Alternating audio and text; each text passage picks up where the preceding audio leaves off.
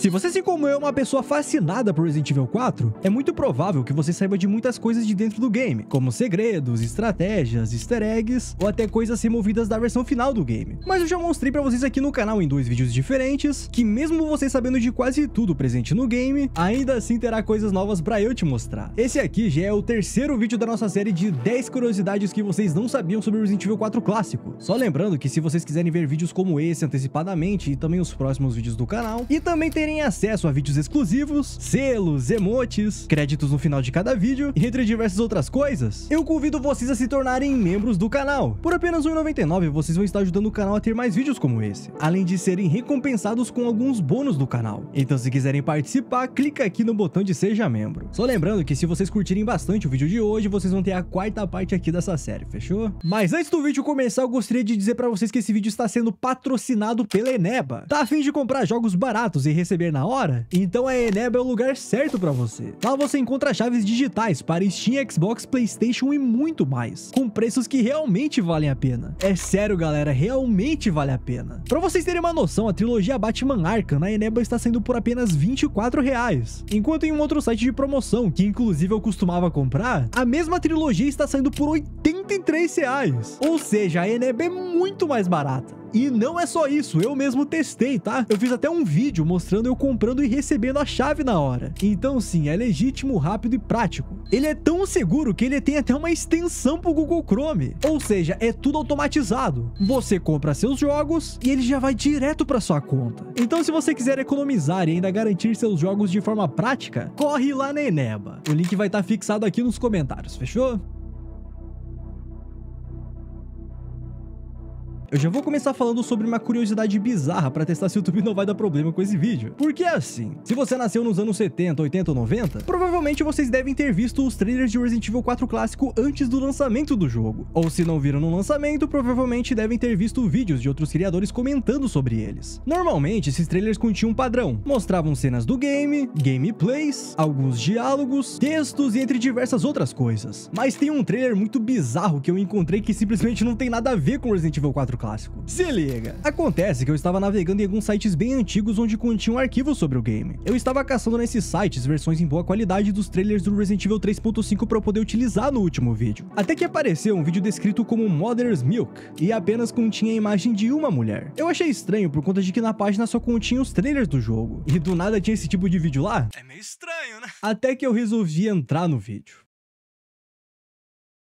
O vídeo começava com as costas de uma mulher, onde ela estava cantarolando algum tipo de música. A câmera vai girando ao redor dela, até que nos é mostrado um bebê sendo amamentado. A cena em si é meio bizarra, porque a mulher está totalmente nua. Mas isso faria você pensar que é algum tipo de vídeo em relação às mães, ou aos filhos, ou algo nesse tipo, não é? A câmera vai chegando mais perto para poder filmar o rosto da mulher, até que ele vai chegando cada vez mais perto, e do nada aparece um jump scare seguido de várias cenas do jogo. Simplesmente sem sentido nenhum. Mas calma que eu encontrei um contexto por trás disso. Acontece que esse trailer foi criado em 2005 para promover o Resident Evil 4 no Reino Unido e na França. Ele foi produzido por uma empresa britânica, com versões localizadas em inglês e francês, incluindo dublagens adaptadas. O tema do trailer foi intencionalmente planejado para transmitir uma sensação de desconforto e insegurança. Por isso que tem essa cena de uma mãe amamentando uma criança, pois é o momento de maternidade, o símbolo máximo de proteção. Durante o trailer tem uma criança falando algumas frases como: imagine um lugar onde você se sentiu mais seguro, mais aquecido, mais amado. Esse lugar não existe mais.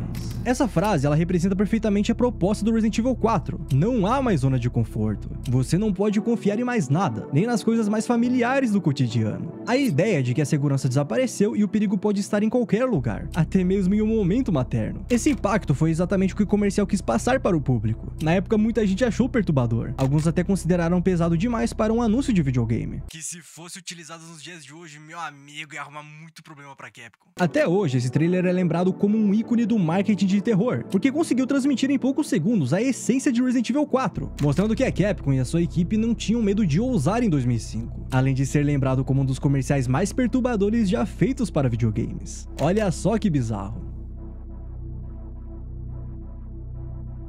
Bom, vocês perceberam que além desse trailer bizarro que eu mostrei pra vocês, tem a questão também de que a Capcom utilizou vários tipos de materiais promocionais diferentes para poder divulgar o jogo. E um desses projetos se chama Chainsaw Maniac. Um projeto muito interessante que na verdade era um joguinho de navegador, feito em Flash. Era um jogo bem simples, pixelado e divertido, mas que servia como uma ação promocional de Resident Evil 4, quando ele estava sendo lançado no PlayStation 2, lá em 2005. O jogo era bem simples, mas ele tinha uma ideia curiosa por trás. No Chainsaw Maniac, você controlava um personagem que precisava deter os ganados que vinham correndo com as suas motosserras. E o jogo, ele tinha dois modos diferentes de gameplay. No game A, você só atacava os inimigos sem parar. Já no game B, era mais difícil, porque a cada 3 ataques você tinha que correr para uma das cabanas do cenário e recarregar as suas facas. Só que o mais interessante é que esse jogo não era só uma brincadeira pra entreter a galera ou sei lá, pra divulgar apenas o jogo. Ela na verdade fazia parte de uma promoção especial, em que as pessoas que jogavam e conseguiam boas pontuações poderiam concorrer a prêmios. E é exatamente aí que vem a parte curiosa.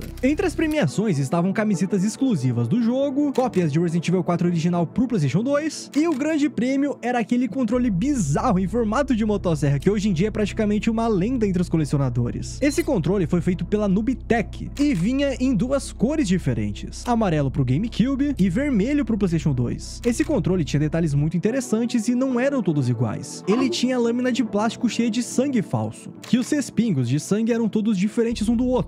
Ele vinha numa caixa toda temática e até tinha aquele cordãozinho que quando você puxava fazia o barulho de ligar uma motosserra. E olha que bizarro! Alguns modelos tinham até sensor de movimento. Então se por acaso você pegasse o controle de motosserra e levantasse ele na vida real, o Leon levantava a mira dentro do jogo, o que deixava tudo ainda mais insano. O problema é que apesar de funcionar como controle normal, ele era extremamente desconfortável. Então ele acabava virando mais um item de exibição do que algo prático. Mas mesmo assim, justamente por ele ser tão esquisito e diferente, ele ficou marcado na história. Tanto que hoje em dia ele vale uma grana absurda entre os colecionadores. Ou seja, o Chainsaw Maniac era muito mais do que apenas um joguinho simples de navegador. Era parte de uma campanha criativa que reforçava a imagem do inimigo mais icônico de Resident Evil 4. E ao mesmo tempo ele promovia um dos acessórios mais insanos que a gente já viu no mundo dos videogames.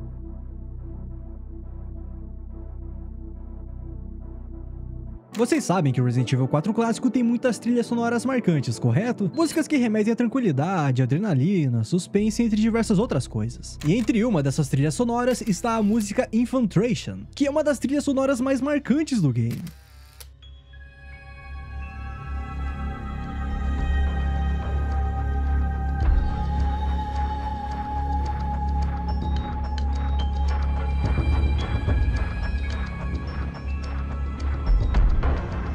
Essa música, ela demonstra bastante suspense. Mas vocês acreditam que essa música originalmente não é do Resident Evil 4? Ela aparece em outros games e até mesmo em filmes. Olha só que bizarro. Como eu mostrei no último vídeo, a Capcom costuma pegar samples e remixar eles para colocar em seus jogos. Assim como fizeram com o tema do save do jogo, que vem de um álbum de um músico chamado David Thorne.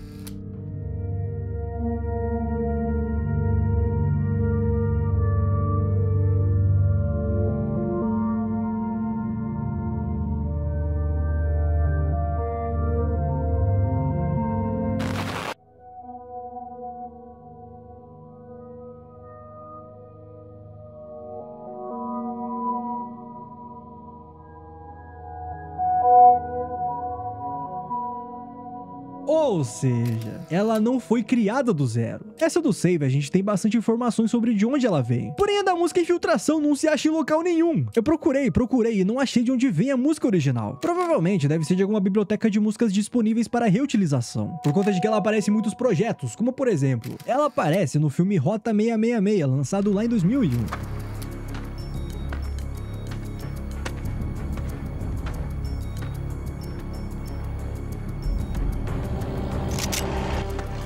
Ela aparece no seriado Arquivo X, no episódio 8 da 8ª temporada, lançado em 7 de janeiro de 2001.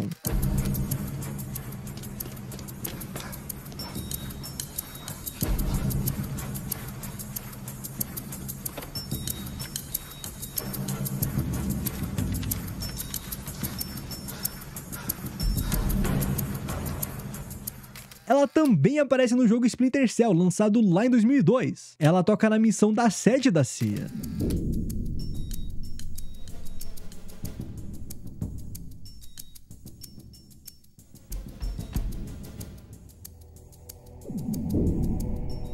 E por último, ela também aparece em Onimusha 3, lançado em 2004, na música Demon Forest.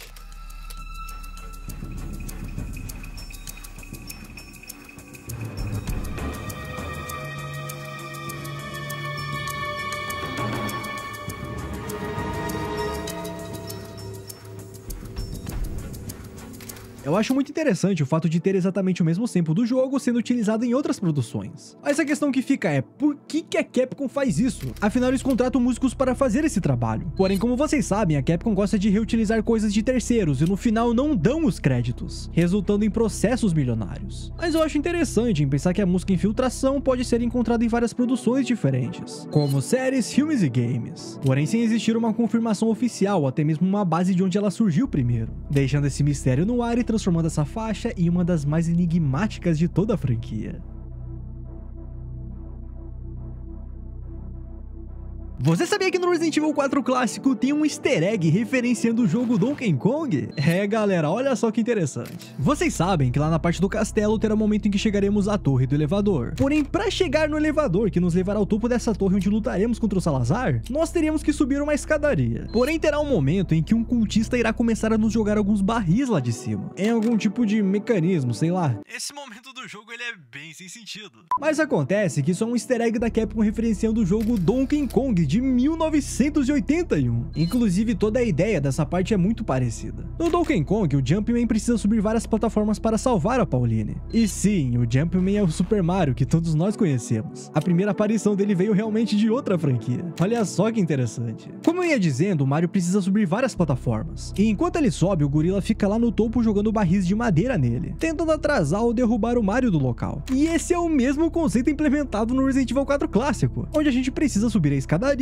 porém vai ter um inimigo lá de cima tentando nos atrasar com esses barris. Muita gente não percebeu essa referência, ou por não ter jogado esse primeiro Donkey Kong, ou por não ter prestado atenção por conta dessa cena ser bem rápida e extremamente fora de contexto. Inclusive, por algum motivo no Resident Evil 4 Remake, eles resolveram trocar os barris por bolas de ferro, talvez para não ter problemas com a Nintendo ou algo do tipo. Mas no Resident Evil 4 clássico ele realmente foi colocado como um easter egg.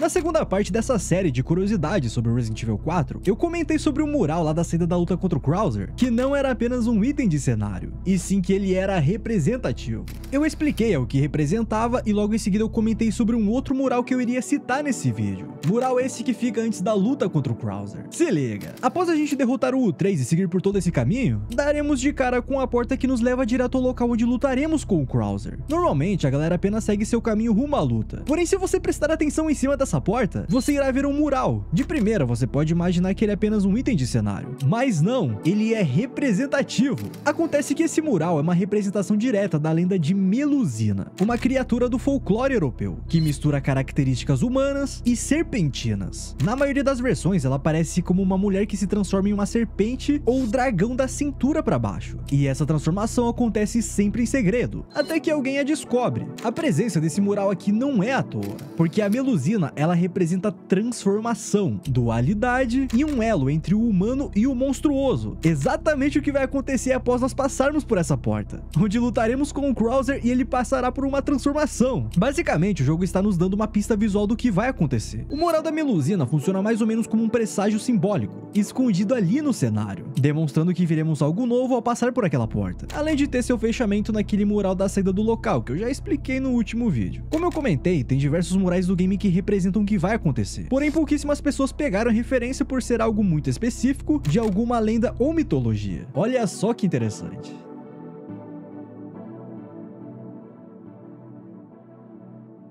Se vocês já jogaram, ou pelo menos assistiram algum vídeo sobre as versões demos de Resident Evil 4 clássico, provavelmente perceberam que as vozes dos ganados nessas versões são totalmente diferentes da versão final do jogo. Vaya por detrás.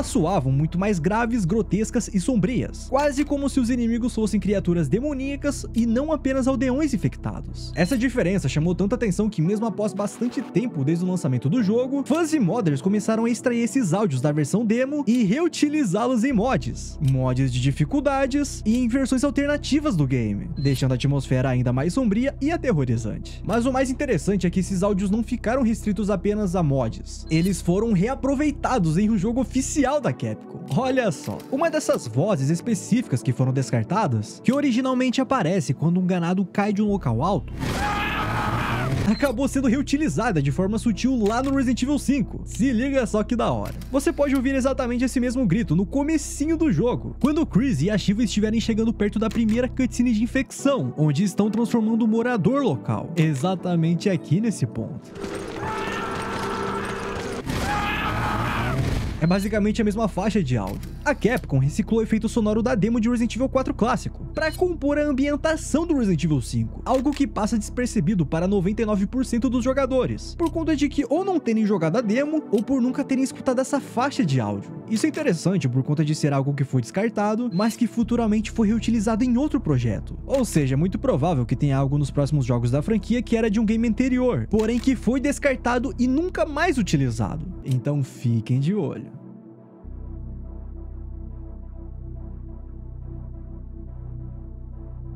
Falando em coisas descartadas, vocês sabiam que originalmente a TMP teria um silenciador? Por incrível que pareça, isso realmente é verdade. Acontece que na demo japonesa de Resident Evil 4 clássico, é possível mexer em um menu de desenvolvedores, que eu já mostrei pra vocês lá no primeiro vídeo de curiosidade sobre Resident Evil 4. Nesse menu é possível colocar itens ou até mesmo spawnar maletas pré-programadas, e mexendo nesses itens, a gente acaba encontrando um silenciador. Aí você pensa, tá, esse silenciador deve ser da pistola, afinal ele está presente dentro dos arquivos do jogo original. Mas na verdade não. Esse silenciador da demo, ele é clopado a TMP. E nesse momento você se pergunta, será que funciona? E a resposta para isso é que sim. Inclusive, não só funciona como ele tem alterações sonoras. Se liga na diferença dela sem o silenciador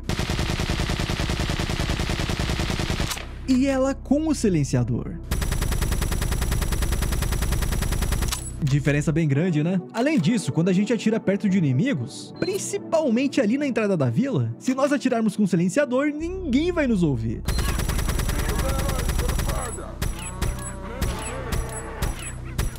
Porém, se atirarmos com a arma normal, eles irão vir para cima. Isso é interessante por conta de que, pelo visto, a Capcom queria implementar silenciadores em várias armas. Só que por algum motivo eles resolveram descartar esses itens. Talvez por conta de que facilitaria demais a jogatina, principalmente contra os garradores. Ou por conta de limitações, afinal eles teriam que modificar algumas partes do game, pra galera poder passar enquanto estivessem utilizando esse item. Assim como a própria parte da vila, onde caso você derrote todos os inimigos sem ser visto, no final você não vai conseguir passar dela. Porque é obrigatório tocar a cutscene do sino da igreja. Porque é ela que libera a porta pra fazenda. Então é muito provável que eles tenham sido descartados para evitar dor de cabeça para Capcom, mas acabaram sobrando resquícios deles dentro dos arquivos do jogo. Vocês provavelmente sabem que ao utilizar a roupa de mafioso do Leon juntamente com a Chicago, o Leon terá duas animações secretas ao recarregar a arma, certo? A primeira é essa daqui, que ele arruma o chapéu dele ao você clicar uma vez para recarregar. E a segunda é onde ele pega seu chapéu, joga pra cima e faz essa posição ao pegá-lo de volta, que ocorre quando você clica diversas vezes o botão de recarregar, acontecendo por conta da arma ser infinita, sendo um dos easter eggs mais clássicos do game. Porém, vocês sabiam que ao abrir e fechar a maleta, tem uma chance rara do Leon e também da Ashley fazerem animações diferentes quando eles estiverem utilizando esse pack de skin? Se liga! Normalmente, quando a gente abre e fecha a maleta usando a skin de mafioso, o Leon irá ficar parado em alguma posição diferente, dependendo de qual arma esteja equipada. Porém, tem uma chance de quando você estiver equipado com a Chicago e abrir e fechar a maleta, o Leon fazer a animação de mexer em seu chapéu, sendo bastante interessante. E a Ashley ocorre lá na parte do castelo, na parte em que a gente joga com ela, onde caso ela esteja com a armadura, ela normalmente ficará parada ao abrir o inventário. Porém, caso você fique abrindo e fechando a maleta, terá um momento que ela fará um double biceps. E toma esse double biceps aqui, ó. Olha só que interessante. Tem diversas animações do game que são secretas e ocorrem apenas em momentos específicos. E se você conhece mais alguma ou sabe de alguma curiosidade muito interessante sobre o jogo ou até mesmo sobre outros games, me manda um e-mail contando e mostrando sobre essa curiosidade. Vai que eu coloque ela em um vídeo futuro.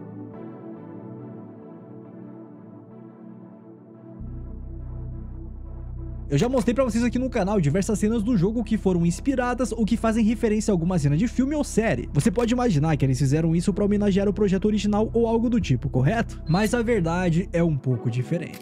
Acontece que o game tem diversas referências, não porque a Capcom queria lotar o jogo de easter eggs, mas sim por conta de que o roteiro do game, ou melhor, a história do jogo foi escrita em apenas 3 semanas. Sim, você não ouviu errado, a história completa de Resident Evil 4 clássico foi feita em menos de um mês. Mas calma que isso tem explicação. Acontece que o desenvolvimento do jogo começou lá no final dos anos 90, e nesse período eles chegaram a criar várias versões diferentes do game. Teve a versão do castelo, teve a versão alucinação, teve a versão Hookman e até mesmo uma onde eles implementariam zumbis, que foi descartada e que se tem pouquíssimas informações sobre ela. Cada vez que eles criavam alguma versão nova e descartavam, o prazo de entrega do game ficava cada vez mais perto. Ou seja, todos os anos de desenvolvimento desses protótipos foram jogados no lixo. E quando finalmente decidiram que seria a versão definitiva do jogo, o prazo para entregar já estava muito apertado. Foi aí que sobrou pouquíssimo tempo para o Shinji Mikami escrever a história completa do game, onde ele teve apenas 3 semanas para escrever ela. Por isso que a história do game ela tem algumas pontas soltas e até mesmo coisas sem sentido, por conta do prazo minúsculo de tempo que ele teve para criar ela. Não é à toa que ele chegou a comentar em uma entrevista que em um possível remake do jogo, ele gostaria que a Capcom se atentasse à história e desse um aprofundamento muito maior para ela, tanto pro culto dos Los Iluminados, quanto pros personagens, porque ele não conseguiu fazer isso, afinal ele tinha um tempo muito limitado. Por conta desse tempo limitado, ele precisaria buscar muitas inspirações em produções já existentes, principalmente em filmes. É por isso que dentro do jogo tem diversas cenas, músicas, nomes, objetos, entre diversas outras coisas, que referenciam filmes, séries e animes, por conta que o Shinji Mikami não teve tempo para criar algo novo, então teve que reutilizar algo já existente, porém com a sua visão sobre aquilo. Ou seja, ele criou todo o roteiro do game em apenas 3 semanas, mas como ele não teve tempo para criar algo novo, ele pegou de base vários filmes e séries para escrever a lore do jogo. E como já tinham feito vários protótipos do que seria o game, eles já tinham um estilo de gameplay já programado, e o que faltava era a história. E quando ele terminou de escrever e desenvolveram o game, tudo acabou dando certo. A galera curtiu a história, gameplay, as inspirações e tudo mais, fazendo Resident Evil 4 se tornar um dos maiores clássicos da história dos videogames.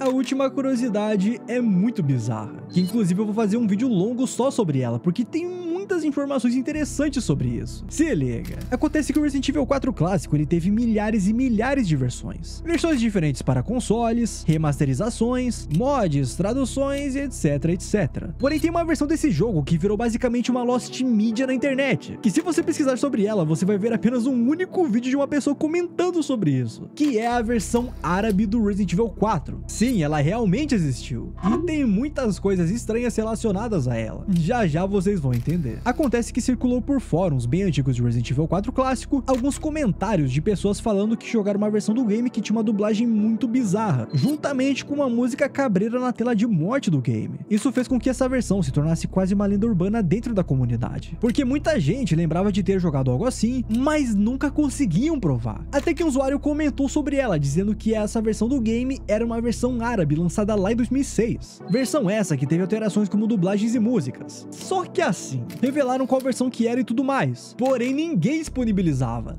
Não se achava downloads, não se achava imagens, vídeos, áudios, se tornando realmente uma lenda. Até que uma pessoa soltou o arquivo da ISO dela na internet. Porém, logo em seguida ela acabou se perdendo novamente. Mas vocês acreditam que eu consegui colocar minhas mãos nessa versão? E olha que foi difícil, viu? Porque não se acha download dela em lugar nenhum. Bom, eu vou comentar sobre 2 pontos importantes dessa versão, que primeiramente é a dublagem. A dublagem do game foi totalmente alterada para o dialeto árabe, com todos os personagens tendo suas vozes mudadas. Porém, a qualidade dessa dublagem é meio duvidosa. Se liga aí. 1998 لن أنسى تلك الحادثة. الحق أقول لكم لن أنسى.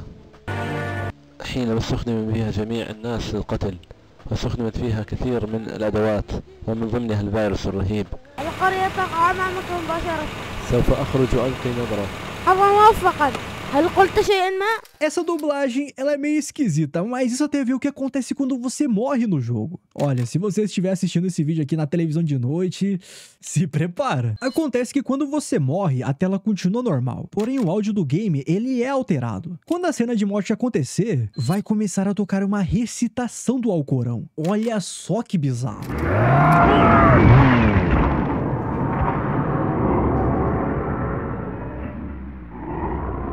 أعوذ بالله من الشيطان الرجيم ولقد خلقنا الإنسان ونعلم ما توسوس به نفسه ونحن أقرب إليه من حبل الوريد إذ يتلقى المتلقيان عن اليمين وعن الشمال قعيد ما يلفظ من قول إلا لديه رقيب عتيد وجاءت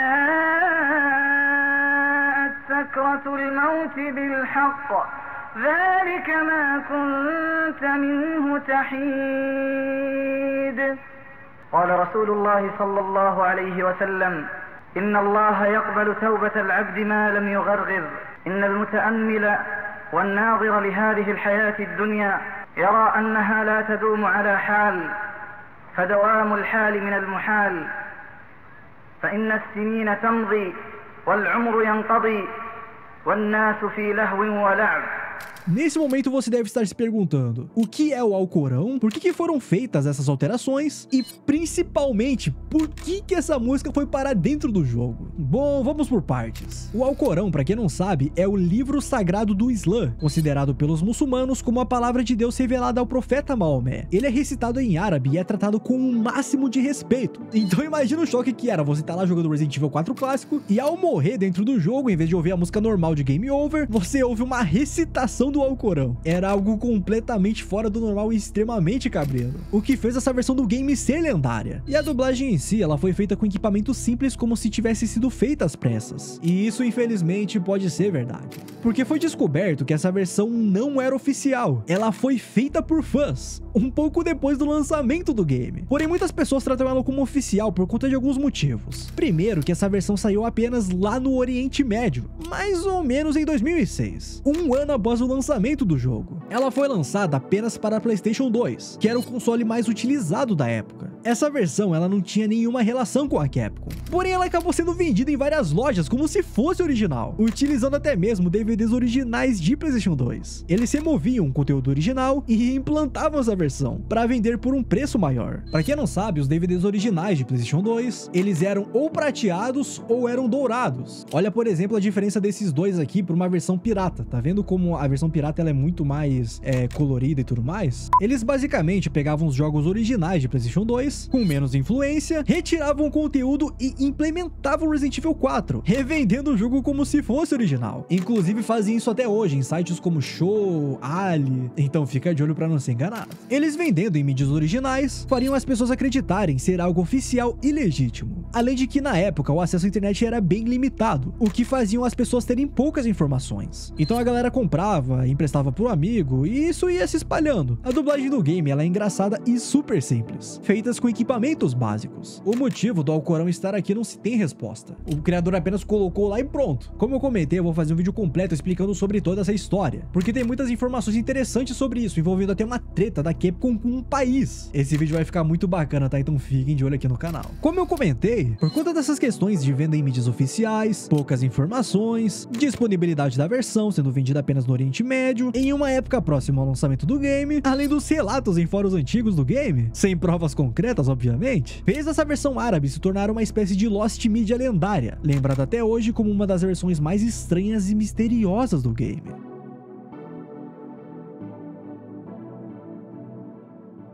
Bom, família, é isso. Espero que tenha curtido o vídeo de hoje. Esse vídeo deu bastante trabalho por conta de que eu mesmo faço o roteiro, a pesquisa, a edição, as gravações de cenas e tudo mais. Nada aqui é retirado de outros criadores, é material totalmente original. Então, se curtiram o vídeo, fortalece no like e compartilha pros seus amigos para soltar parte 4 desse vídeo. Só lembrando que quanto mais vídeos tiver desse tema, menos curiosidades novas vão ter. Mas se quiserem, eu trago o vídeo mesmo assim. E aliás, caso você tenha uma curiosidade muito interessante sobre o game, me manda no meu e-mail, Contato Heroplay. Lá fica mais organizado do que aqui na aba de comentários. Além de ser mais fácil de vocês me mostrarem com vídeos e imagens. Então, se tiverem alguma curiosidade, me manda lá, fechou? Desde já, eu queria agradecer a todos vocês que acompanharam o vídeo até aqui. E também agradecer aos membros do canal. Muito obrigado, tá? Por estarem fortalecendo o canal monetariamente. Inclusive, se você também quiser aparecer no final do vídeo com essa galera aqui, e também terem benefícios aqui no canal, como vídeos antecipados, vídeos exclusivos para membros, emotes, selos, entre diversas outras coisas, clique aqui no botão de Seja Membro e escolha o nível que você quiser. Por apenas R$ 1,99 você vai estar fortalecendo o canal para ter mais vídeos como esse. Muito obrigado por ter assistido esse vídeo e até mais.